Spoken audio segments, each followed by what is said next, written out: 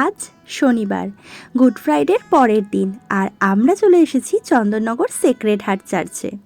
Hello বন্ধুরা, welcome back to my channel.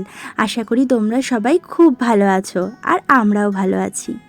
সকাল থেকে ভেবেছি আজকে চার্চে যাব, কিন্তু ওই যে এখন যেটাই ভাবি সেটা হয় না, বরং তার উল্টোটাই হয়। সকাল থেকে ভেবেছি যে তাড়াতাড়ি করে স্নান করে চার্চে যাব, প্রেয়ার করব। কিন্তু ঈশান আমার মতো করে চললে তো হবে সেটা। ঈশান ঘুম থেকেই উঠলো আজকে দেরি করে, ওই করে করে স্নান, ঘুম, খাওয়া সব আবার দেরি হয়ে গেল। তাই রেডি হতে হতে আমার বেজে গেল সেই দুপুরবেলা আমি আর সঞ্জয় বেরিয়ে পড়লাম চার্চের উদ্দেশ্যে। প্রচণ্ড গরম ছিল আজকে, প্রচণ্ড। কিন্তু যতই গরম লাগুক, ভেবেছি যখন চার্চে যাব তাই চার্চে চলে আসলাম। বিয়ের পর থেকে চন্দননগর চার্চে আমি যতবারই গেছি ততবারই রাত্রির হয়ে গেছে। এই প্রথমবার, একবার প্রি ওয়েডিং আর বিয়ের পর এই প্রথম চার্চে আসলাম দিনের আলোয়। প্রে করতে ভীষণ ভালো লাগলো। এবার চন্দননগর স্ট্যান্ডে ঘুরুর পালা। জানো বন্ধুরা, একটা কথা শুনলে তোমরা সবাই হাসবে। এই প্রথম চন্দননগর স্ট্যান্ডে আমি এসেছি দিনের আলোতে। না হলে যতবারই এসেছি রাত্রি 8:30, কখনো 9টা, আবার কখনো সন্ধে 7টা। তাই সঞ্জয় বলেছে আজকে যেহেতু আমরা চার্চে এসেছি তাই স্ট্যান্ডে একটু বসে তারপর বাড়ি যাব। স্ট্যান্ডে এসে তো আমার কি ভালোই লাগছিল। কোথায় ফটো তুলবো, কি করব, এই ভাবতে ভাবতেই সময়টা অনেকটা চলে গেছে। সঞ্জয়কে বলছি খালি এখানে ফটো তুলে দাও, আমাকে ওখানে ফটো তুলে দাও, এই করে করে আমি ওকে পাগল করে দিয়েছি।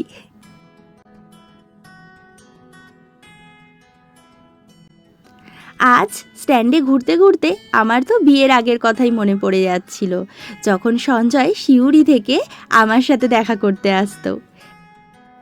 না, সেই গল্প আজকে করব না, সেই গল্প করব অন্য একদিন। আজকে শুধু স্ট্যান্ডেরই গল্প হোক। স্ট্যান্ডে এসে কিন্তু বেশ ভালো লাগছিল। প্রচণ্ড গরম থাকলেও গাছের ছাওয়ায় ফুরফুরে হাওয়াটাও বেশ ভালো লাগছিল। তারপর তো আমরা খেয়ে নিলাম ফালুদা খেয়েও আরও বেশ ভালো লাগছিল, কারণ তখন মনে হচ্ছিল সব হাওয়া যেন আমাদেরই গায়ে লাগছে। সঞ্জয়কে বললাম ফালুদা খাচ্ছি, একটা ভিডিও করে দাও। ও আমাকে ভিডিও করে দেবে না ফটো তুলে দেবে এটাই ডিসাইড করতে পারছে না। তাই আমি একবার হাসছি, একবার পোজ দিচ্ছি, এই করে গেছি সারাক্ষণ। উফ, কোনো রকম হলো ভিডিও। ওই যে উনি চলে গেছে গ্লাস দিতে। ফালুদা নিয়ে এসে আমরা গাছের নিচে একটা চেয়ারে বসে খাচ্ছিলাম। এরপর আমরা যাব ফটোশ্যুট করতে। আমার যে কি আনন্দ হচ্ছে না, এর মাঝেও কিন্তু আমরা অনেকগুলো ফটোশ্যুট করে নিয়েছি। বিয়ের পর থেকে শনি আর রবিবার আমি আর সঞ্জয় মনে কোনো দিনই ঘরে থাকিনি, সব সময় ঘুরতে বেরিয়ে পড়তাম। বীরভূমের সব জায়গায় প্রায় আমাদের ঘোরা, না সব জায়গা না, কিছু কিছু জায়গায় আমাদের ঘোরা হয়েছে।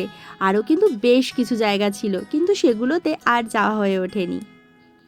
কিন্তু তবুও বীরভূমের অনেক জায়গা আমরা কভার করেছি। ঘুরতে যেতে আমাদের ভীষণ ভালো লাগতো, কিন্তু ঈশান হওয়ার পর অনেক দিন আমরা ঘরে বসেছিলাম, কিচ্ছু করার ছিল না। তখন ঘরে বসে থেকে ওই ফটো আর ওই ভিডিওগুলো দেখা ছাড়া আর কোনো কাজ ছিল না, আর ঈশানকে টেক কেয়ার করা। কিন্তু এখন আস্তে আস্তে আবার ফ্রি হচ্ছি।